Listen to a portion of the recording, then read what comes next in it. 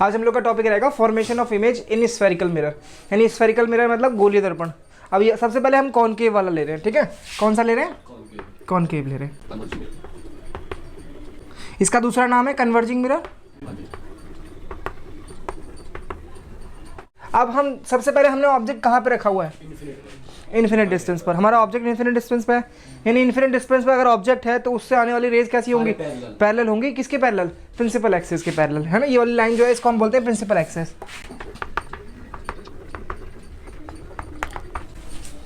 अब ऑब्जेक्ट अगर बहुत दूर है तो उससे आने वाली रेज कैसी होंगी? पैरेलल होंगी।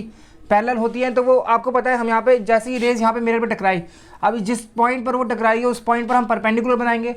परपेंडिकुलर कहाँ से बनाया जाएगा? स्फेरिकल मिरर में हमेशा सेंटर ऑफ कर्वेचर से, है ना। यानी परपेंडिकुलर आपको ऐसे ड्रॉ करना है कि वो सेंटर ऑफ कर्वेचर से होके जाता हो। तो ये परपेंडिकुलर सेंटर ऑफ कर्वेचर से होके जाएगा ना, यानी परपेंडिकुलर एक लाइन ही तो होती है जो सेंटर ऑफ कर्वेचर से होके जाए। आप ऐसे बनाएंगे, ठीक है। तो इसके बाद इसके जाने का एंगल क्या होगा? यानी इसके जाने का एंगल, ये वाला एंगल जिस एंगल से वो आई है उसी एंगल से वो जाएगी वापस। और वो एंगल हमेशा जब ऐसे बनता है कि लाइन जो है, जाने वाली लाइन रिफ्लेक्शन के बाद, यानी जाने वाली रे रिफ्लेक्शन के बाद ऐसे जाती है कि वो फोकस एक सिंगल पॉइंट से जाती है। और भी रेज अगर ऐसे आए, पैरेलल आ रही है, ये भी यहाँ से होकर जाएगी। अगर हम यहाँ पे भी परपेंडिकुलर बनाने की कोशिश करें तो वो परपेंडिकुलर भी हमारा कहाँ से होकर जाएगा? सी से होकर जाएगा। यानी दोनों शर्तें पूरी हो जाती हैं यहाँ से, है ना। चाहे आप जितनी भी रेज बना लीजिए, और भी रेज लेते हैं हम लोग, और वो ऐसे चली गई, ठीक है। एक रे ऐसे आई, वो ऐसे चली गई। यानी ऑब्जेक्ट तो बहुत दूर पे है। कहाँ पर है? इन्फिनिट डिस्टेंस पर है। इन्फिनिट डिस्टेंस पर उसका इमेज कहाँ बन रहा है? फोकस के ऊपर बन रहा है ना। और ऑब्जेक्ट हो सकता है बहुत दूर है तो बहुत बड़ा है ना, और बहुत बड़ा है यहाँ पर इमेज तो छोटा सा ही बन रहा है ना। अब आप मुझे बताइए इमेज की लोकेशन का क्या है? इमेज कहाँ पर बनी है? ऑब्जेक्ट था इन्फिनिट पे, इमेज बना है फोकस पॉइंट पे, है ना। इमेज फोकस पॉइंट पे बना हुआ है, ठीक है। इसके बाद साइज कैसा है ऑब्जेक्ट का? छोटा, है ना, वेरी स्मॉल, है ना, यानी बहुत छोटा है साइज। यानी इसका चाहे साइज घट गया, है ना, तो इसको हम लोग स्मॉल लिखेंगे। और स्मॉल इसका साइज हो गया है, लेकिन ये क्या हुआ? घटा ना, तो घटने को हम बोलेंगे डिमिनिश्ड। इसका साइज घट गया, बहुत छोटा हो गया घट करके, है ना। मान लेंगे वो ऑब्जेक्ट हमारा मून था, तो मून से अगर बहुत सारी लाइट आ रही है हमारे मिरर में छोटा सा दिखेगा मून, है ना, यहाँ पर सामने, ठीक है। इसके बाद टाइप कैसा है? ये बताइए यहाँ पे एक्चुअल में रेज प्रेजेंट है कि नहीं है? है ना। अगर हम यहाँ पे स्क्रीन लगा देंगे तो उस पर इमेज आ जाएगी, तो इसका मतलब ये इमेज कैसा है? रियल है कि वर्चुअल है? रियल है, ठीक है, रियल है। इसके बाद ओरिएंटेशन देखिए, इतना छोटा है इमेज तो इसका ओरिएंटेशन तो हम देख नहीं पाएंगे, लेकिन हम देखते हैं इसका ओरिएंटेशन। अगर हम बहुत पास लेकर जाए ना तो हमें इसका ओरिएंटेशन उल्टा दिखाई देता है, यानी ये क्या हो जाएगा? इन्वर्ट हो जाता है, ठीक है। हाँ, अगर इमेज बहुत ज़्यादा छोटा दिख रहा है तो हम लोग नॉट डिफाइंड भी लिख सकते हैं उस केस में, है ना। हाँ, अनक्लियर होगा। इसके बाद सेकंड सिचुएशन में आते हैं। अब हम क्या करते हैं? उसको पास ले आते हैं, सेंटर ऑफ कर्वेचर से और इन्फिनिट के बीच में कहीं पर ले आते हैं, यानी पास में ले आते हैं, यहाँ पर ले आते हैं। अभी वो सी से थोड़ा सा दूर है। सेकंड सिचुएशन देखिए, व्हेन ऑब्जेक्ट इज, यहाँ पर हमारा सेंटर ऑफ कर्वेचर है, यहाँ पास फोकस पॉइंट है हमारा इस लोकेशन पर, ठीक है। और ऑब्जेक्ट हमारा कहाँ पर है? सी से कुछ पीछे है, कुछ डिस्टेंस पर है सी से, ठीक है। That distance is known. 10 meter मान लो। हाँ, 10 मीटर मान लो, 20 मीटर, कोई भी रैंडम, इन्फिनिट और सी के बीच में कहीं पर भी, ठीक है। तो इससे एक रे आती है, मिरर से टकराती है। मिरर से टकराने के बाद उसका क्या होगा? रिफ्लेक्शन के बाद फोकस पॉइंट से वो होकर जाएगी, ठीक है। एक और हम रे लेते हैं जो कि इसके सेंटर ऑफ कर्वेचर से होकर जाती है ना, यानी सेंटर ऑफ कर्वेचर से होकर हम एक रेज बना दे देंगे।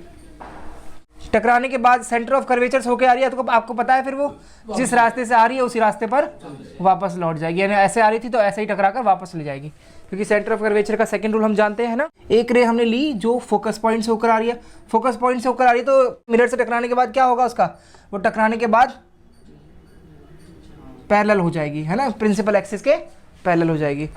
रिफ्लेक्शन के बाद फोकस से आती है तो पैरेलल आती है तो फोकस से होकर जाती है, फोकस से होकर आएगी तो पैरेलल हो जाएगी, ठीक है। दोनों सिचुएशन होंगी। हम यहाँ पे आई लगाकर देखते हैं, तो आई हमारी क्या करती है? मैंने बताया था आई हमारी ट्रेस बैक करती है, तो वो इस वाली रे की सीध में देखेगी, तो आई को यहाँ दिखेगा, है ना। यानी ऑब्जेक्ट कहीं पर यहाँ पर इमेज, यानी उसकी इमेज जो है उसको इसके सीध में कहीं ना कहीं पर दिखेगी, ठीक है। फिर उसने दूसरी लाइन को भी देखा, उसको इंटरसेक्शन यहाँ दिखाई दिया, तो इंटरसेक्शन जहाँ पर होगा आई को ऑब्जेक्ट भी, ये ऑब्जेक्ट की जो इमेज है वो भी वहीं दिखाई देगी, है ना। तो इमेज उसे यहाँ दिखती है, क्योंकि इसका हेड से निकली थी ये सारी रेस, तो इसका भी क्या दिखाई देगा? यहाँ पर हेड दिखाई देगा। और पूरा ऑब्जेक्ट कैसे निकालेंगे? यहाँ से परपेंडिकुलर डाल देंगे तो पूरी इमेज यहाँ पर बन जाएगी ऐसे, ठीक है। अब हम फिर से ये इन चीज़ों को लिखते हैं इस इमेज के बारे में, है ना। सबसे पहले इमेज की लोकेशन क्या है, इमेज बनी है सी और एफ के बीच में, है ना। हम लिखेंगे बिटवीन सी एंड एफ, ठीक है। अब आप बताइए साइज ऑफ इमेज, इमेज का साइज क्या है, मैग्नीफाई हुआ या फिर डिमिनिश हो गया, छोटा हो गया, डिमिनिश हो गया ना, तो हम लिखेंगे डिमिनिश्ड,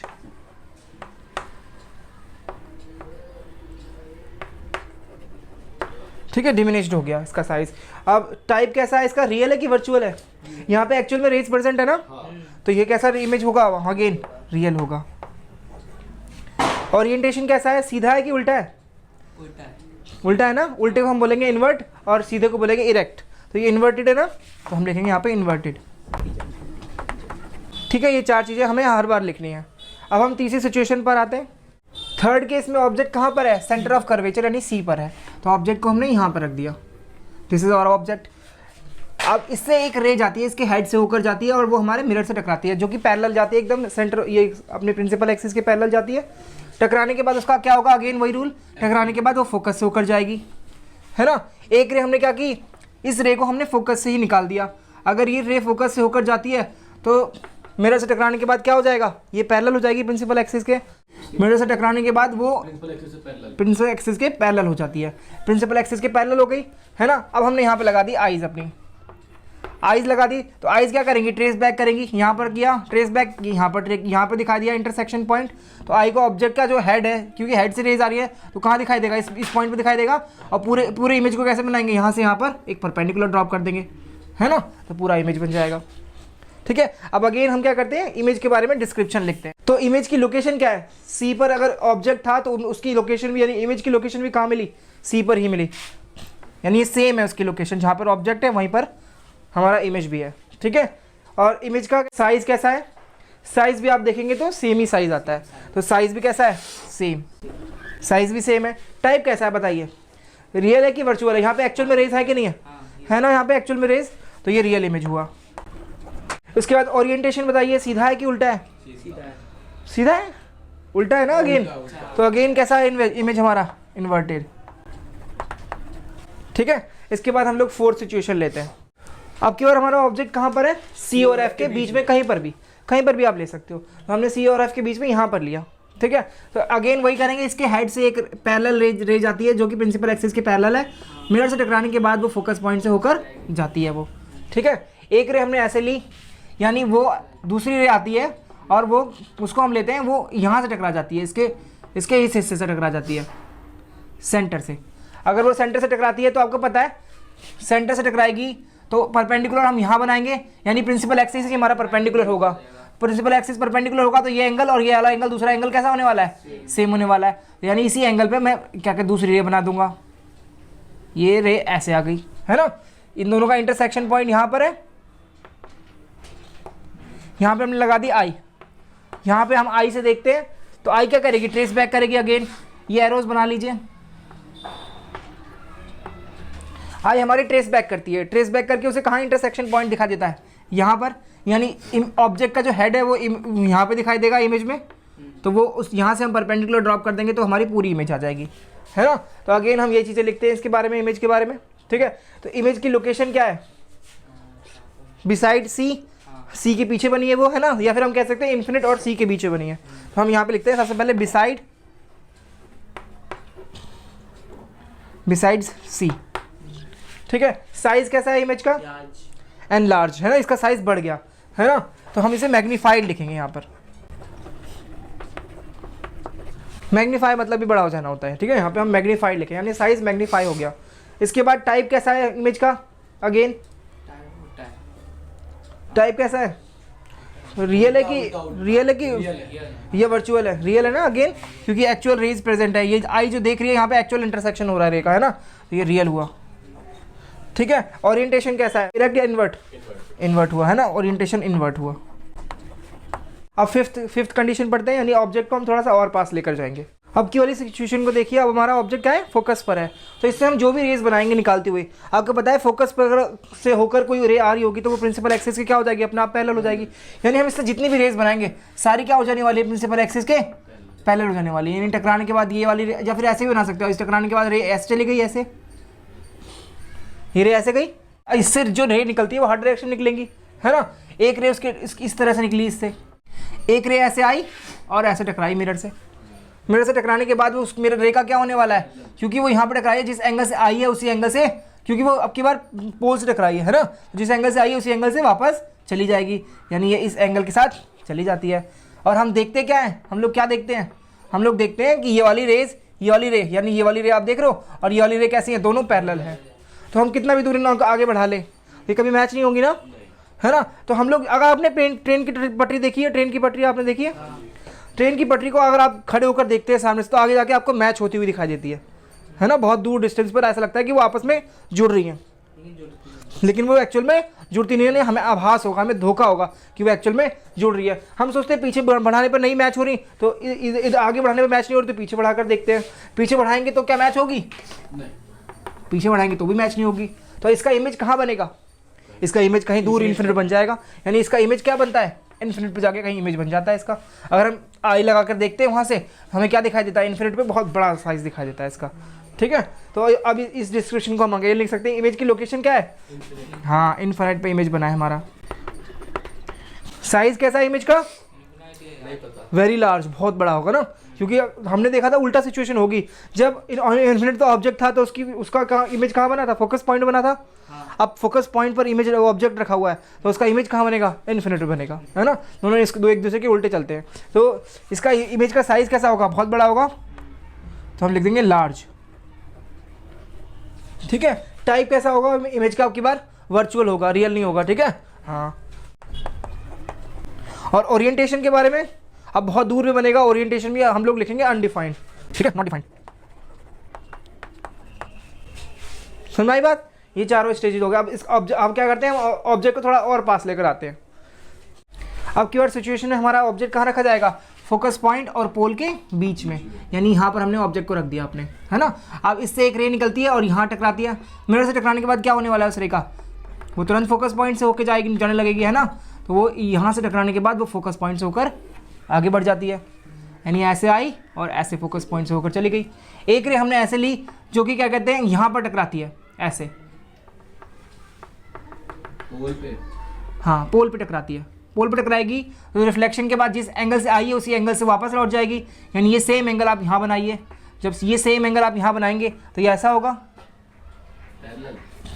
यानी अब ये इन लाइंस को हम और आगे बढ़ाएंगे तो डिस्टेंस बढ़ेगा कि घटेगा, और बढ़ जाएगा, है ना। यानी आगे जाके हम लोग इन्हें देखेंगे तो मैच होती हुई दिखेंगे, दूर होती हुई दिखेंगे आगे जाके भी। तो हम क्या करते हैं, आगे तो मैच होंगी नहीं, पीछे मैच कर लेते हैं। यहाँ पर हमने आई लगाई, तो आई क्या करती है, आपको पता है आई क्या करती है, बैक ट्रेस करती है। तो आई बैक ट्रेस करेगी, इस वाली रे के एकदम सीध में देखने की कोशिश करेगी, है ना, सीध में देखने की कोशिश करेगी। फिर इस वाली रे की भी वो सीध में देखने की कोशिश करेगी, यानी वो समझ जाएगी ऑब्जेक्ट इसी सीध में कहीं ना कहीं होगा। फिर दूसरी रे को पकड़ेगा, हमारा ब्रेन दूसरी रे को देखेगा और वो सोचेगा इस सीध में कहीं होगा, है ना। उसे इंटरसेक्शन कहाँ दिखाई देगा, यहाँ दिखाई देगा। यहाँ पे एक्चुअली तो रेस है भी नहीं, लेकिन हमारी आई की जो बैक ट्रेसिंग की प्रॉपर्टी होती है उसकी वजह से उसे रेस पीछे मिलती हुई दिखाई देंगी। तो पीछे मिलती हुई दिखाई देंगी तो वो ऑब्जेक्ट को कहाँ समझ लेगा, क्योंकि इसके हेड से निकली थी तो उसका हेड यहाँ पर होगा और यहाँ से हम परपेंडिकुलर ड्रॉप कर देते तो उसका इमेज पूरा कंप्लीट आ जाएगा। तो अब की बार आपने देखा हमें जो इमेज दिख रहा है वो कैसा है, वर्चुअल है ना, यानी एक्चुअल रेस से नहीं बनाई ये इमेज, ये हमारे ब्रेन ने और हमारे आई ने बना लिया है बैक ट्रेसिंग के थ्रू, है ना। तो इसके बारे में हम यहाँ पे लिख सकते हैं। अब इमेज की लोकेशन क्या है, behind the mirror, behind the mirror.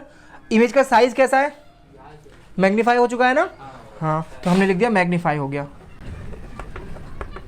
Type कैसा है, रियल है कि वर्चुअल है, वर्चुअल है, वेरी गुड। ओरिएंटेशन सीधा है कि उल्टा है, हाँ सीधा है ना। अब की बार हम लिखेंगे इरेक्ट, समझे। ये हमारी 6 स्टेजेस हो गई, यानी 6 स्थितियाँ हो गई, 6 ऐसी पोजीशन जहाँ पर हम ऑब्जेक्ट को रखेंगे और उसका इमेज बनेगा, और उस इमेज के बारे में ये डिस्क्रिप्शन हो गया, ठीक है। तो ये डिस्क्रिप्शन आपको मालूम होना चाहिए और ये ड्राइंग्स आपको बनानी आनी चाहिए, है ना। कैसे बनानी आएंगी वो रूल्स आपको मालूम होंगे शुरू में जो मैंने बताए थे। यही चीज़ हम कॉन्वेक्स मिरर के साथ करेंगे। देखिए कॉन्वेक्स में हम कितनी बना सकते हैं। कॉन्वेक्स मिरर में कैसा होगा, कॉन्वेक्स मिरर में हमने उसके सामने प्रिंसिपल एक्सिस के ऊपर एक ऑब्जेक्ट रखा, है ना। अब इससे एक रे जाती है प्रिंसिपल एक्सिस के जस्ट पैरेलल। अब ये रे टकराने के बाद, मिरर से टकराने के बाद कैसे जाए, मुड़ेगी, ये टकराने के बाद इस तरह से मुड़ेगी, ऐसा लगेगा कि ये फोकस से होकर आ रही थी, यानी इसके ये उस सीध में मुड़ेगी जिस सीध में हमारा फोकस है, यानी वो इसके सीध में मुड़ जाती है अपने आप ही ऐसे, ठीक है। यानी ऐसे आई, मिरर से टकराने के बाद फोकस के सीध में मुड़ गई, है ना। एक रे हमने ऐसे ली, दूसरी रे हमने ऐसे ली कि वो यहाँ टकराई और टकराने के बाद वो रे क्या थी, इसके सीध में थी वो, यानी उस रे को मैंने ऐसे ले लेता हूँ,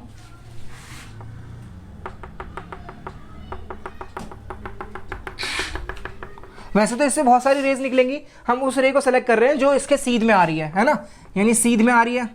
अगर वो सेंटर ऑफ कर्वेचर के सीध में आ रही है तो मिरर से टकराने के बाद क्या होगा, जिस डायरेक्शन में आ रही थी उसी डायरेक्शन में वापस लौट जाएगी, है ना। यानी अगर इसके सीध में थी वो रे, बहुत सारी रे होंगी, कुछ तो ऐसे चले जाएंगे टकराकर, जो रे इसके सीध में आ रही होगी सेंटर ऑफ कर्वेचर के सीध में, वो मिरर से टकराने के बाद जिस डायरेक्शन में आई थी उसी डायरेक्शन में वापस लौट जाएगी, है ना। तो अब उसके बाद ये यहाँ पर वापस लौट गई। अब इन रेज को हम आगे बढ़ाएं तो हमें कुछ दिखेगा, ये आगे जाके मैच कर सकती हैं क्या, नहीं मैच कर सकती। इनको पीछे बढ़ाई, हमने यहाँ पे क्या किया, हमने यहाँ पे अपनी आई सेट कर दी। आई क्या करेगी, अगेन बैक ट्रेसिंग करेगी, बैक ट्रेसिंग करती है आई हमारी, बैक ट्रेसिंग करने पर उसे ये पॉइंट और ये पॉइंट पर इंटरसेक्शन दिखाई देता है, यानी ऑब्जेक्ट हमारा इतना बड़ा था, उसकी इमेज उसे कहाँ दिखाई देगी, यहाँ पर दिखाई देगी, और इतनी बड़ी दिखाई देगी। समझे बात को। अब क्या करते हैं, इस इमेज की लोकेशन को थोड़ा सा चेंज करते हैं, है ना।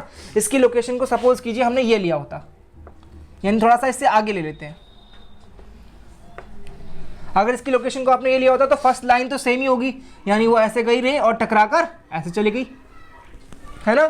दूसरी रे हमने ऐसे ली, यानी दूसरी रे इसकी सी के सीध में थी, यानी वो ऐसे थी,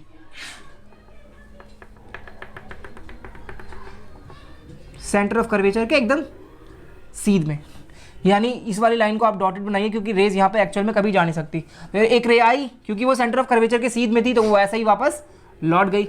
अब आई हमारी यहाँ पर सेट है, तो आई क्या करेगी, इस वाली रे को बैक ट्रेस करेगी और इस वाली रे को बैक ट्रेस करेगी, और इमेज कहाँ दिखेगा, यहाँ दिखेगा।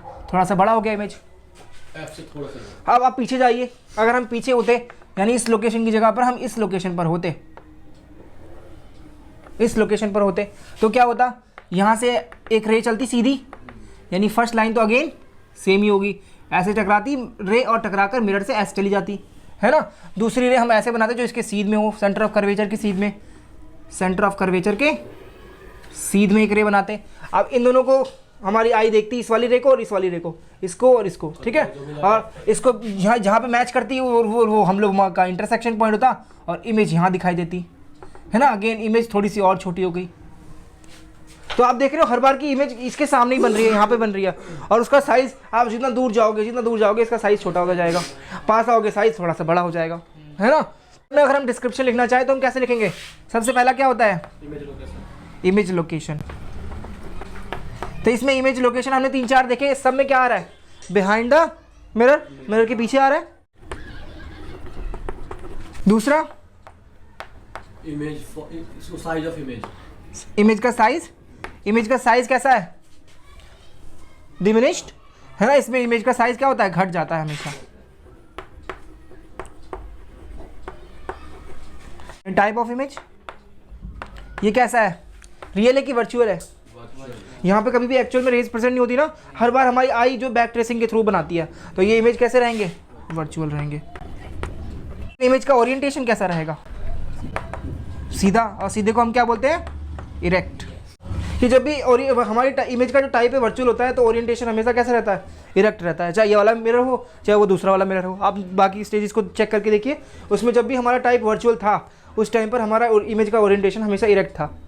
लेकिन जब हमारा ओरिएंटेशन उल्टा कर लो, इसका टाइप रियल था तो हमारा ओरिएंटेशन क्या था, इन्वर्टेड था, है ना, इन्वर्ट हो जाता है, ओरिएंटेशन उल्टी हो जाती है। यानी जब भी इमेज रियल होती है तो वो उल्टी बनती है, और जब वो वर्चुअल होती है तो वो सीधी बनती है ना। यानी वर्चुअल इमेज सीधी दिखाई देते हैं हमें। दो मिरर्स मैंने आपको दे दिए, एक कॉनकेव मिरर है और एक कॉन्वेक्स मिरर है। आपको टच नहीं करना उन मिरर्स को। पहचानेंगे कैसे, दोनों में अपना फेस देखेंगे, एक में अपना फेस छोटा हो जाएगा, छोटा दिखाई देगा। एक में अगर हम फोकस के पास में है है ना, यानी सी और एफ की इसकी फोकस के पास वाली लोकेशन पर आ गए तो इमेज कैसा दिखाई देगा, बड़ा दिखाई देने लगेगा, है ना। तो बड़ा किस में दिखेगा, कॉनकेव वाले में, और छोटा किस में दिखेगा, कॉन्वेक्स वाले में, है ना। हाँ, तो इस तरह से हम पहचान लेंगे। ये वाले मिरर को ना हम लोग अपने गाड़ी के शीशे में यूज़ करते हैं। क्यों यूज़ करते हैं, देखिए, यानी गाड़ी का जो साइड मिरर होता है ना, उसमें इस मिरर को यूज़ करते हैं। क्या रीज़न है इसको यूज़ करने का, देखिए कैसे। तो यहाँ से एक रेज आती है, टकराने के बाद वो किस तरह से बेंड होगी, जैसे कि वो फोकस के सीध में हो, है ना, फोकस की सीध में बेंड होती है वो, यानी फोकस से आ रही हो ऐसे बेंड होती है, ये ऐसे बेंड हो जाती है, ठीक है, ऐसे आकर ऐसे मुड़ जाती है। एक रे हम ऐसे चूज़ करते हैं, यानी हम बहुत सारी रेज से निकल रही हैं, हम वो वाली रे को चूज़ करेंगे जो सेंटर ऑफ कर्वेचर से होकर सेंटर ऑफ कर्वेचर के सीध में होगी, जो इसके सीध में होगी उस रे को हम सेकंड रे को चुनेंगे। तो इसके सीध में एक रे हम चुन लेते हैं, तो वो हो जाएगी हमारी ये वाली, ये इसके सीध में ही हुआ। टकराने के बाद यहाँ से टकराएगी, ऐसे जाएगी, ऐसे टकराकर वापस ऐसी आ जाएगी। यहाँ पे आई लगा के हम देखते हैं, है ना। तो बैक ट्रेसिंग से हमें यहाँ मिलेगा इमेज, तो बैक ट्रेसिंग से हमें इमेज यहाँ मिला इस लोकेशन पर, यहाँ पर, ठीक है। अगर ये ऑब्जेक्ट हमारा नीचे की साइड होता तो कैसा दिखता, नीचे की साइड होता तो अगेन हम क्या करते, इससे एक सीधी रेज भेजते जो कि ऐसे मुड़ती कि ऐसा लगता है वो फोकस से होकर आ रही हो, यानी उसके मुड़ने का स्टाइल फोकस से होकर आने का स्टाइल होता। तो ये ऐसे आकर मिरर से टकराकर ऐसे मुड़ जाती, है ना। अब एक रे हम चूज करेंगे जो कि सेंटर ऑफ कर्वेचर के सीध में होगी, यानी सेकंड रे हमने चूज की जो इसके सीध में है, ठीक है। यानी यहां से ऐसे आते हुए ले लीजिए और ये पूरी स्ट्रेट होगी इसकी डायरेक्शन में, सी के डायरेक्शन में, ठीक है। अब ये आगे इधर ये टकराने के बाद इससे टकराने के बाद इधर लौट जाती है, हम यहाँ पे आई लगाएं तो ये मैच होगी नहीं होगी ना। तो इसका ये इंटरसेक्शन कहाँ दिखाई दे रहा है आपको, यहाँ दिखाई दे रहा है ना, तो यहाँ पर इंटरसेक्शन दिख रहा है। इसका मतलब आई अगर यहाँ से देखती है तो इमेज का ऐसा फॉर्मेशन हो जाएगा, है ना। अगर हम ऑब्जेक्ट को, ये तो देखो हमारा पूरा फुल ऑब्जेक्ट मान लो, तो ऐसा दिखेगा, यहाँ पर ऐसा दिखेगा, छोटा सा दिखेगा। अगर ऑब्जेक्ट इतना बड़ा होता तो भी वही सेम लाइंस बनेगी, तो यहाँ पर बन जाती है उसकी लोकेशन कहीं पर, है ना, यहाँ पर हो जाती, यानी और छोटा हो जाता है इससे। ऑब्जेक्ट थोड़ा और दूर कर लेते हैं, और दूर करेंगे तो इसमें और पीछे हो जाएगा। बहुत दूर कर दिया आपने, बहुत बड़े साइज का है तो इसमें और छोटा दिखेगा, है ना। तो इसका मतलब सब में सिचुएशन, सारी सिचुएशन सेम ही तो आ रही है इसमें। कभी भी इसमें रियल इमेज बन पा रहा है क्या, नहीं बन पा रहा है, हमेशा इसके पीछे ही बन रहा है। इसीलिए इसमें हम ज़्यादा स्थिति नहीं पढ़ते, यानी इसके अलग से 6 स्टेजेस नहीं होती हैं, है ना। तो ये हम इसमें एक चीज़ देखने की बात है कि ये कितनी सारी रेंज को कवर करता है, यानी बहुत दूर पे भी कुछ होगा तो वो इसमें दिखेगा, है ना। इसका इस चीज़ को हम क्या बोलेंगे, इसका फील्ड ऑफ व्यू बोलेंगे। ये इसका फील्ड ऑफ व्यू है, क्योंकि इसका फील्ड ऑफ व्यू बहुत ज़्यादा होता है, और है ना, इसलिए इसका फील्ड ऑफ व्यू ज़्यादा है। तो इसको हम कहाँ लगाएंगे, अपनी गाड़ी का जो साइड मिरर होता है उसमें लगा लेते हैं, ताकि पीछे से जितनी भी गाड़ियाँ आ रही हैं हमें साफ साफ दिखाई दें, है ना, ताकि एक्सीडेंट को हम अवॉइड कर सकें, ठीक है। तो ये दोनों मिरर के फॉर्मेशन के बारे में हो गया, ठीक है। आज के लिए फिर हम इतना ही करते हैं।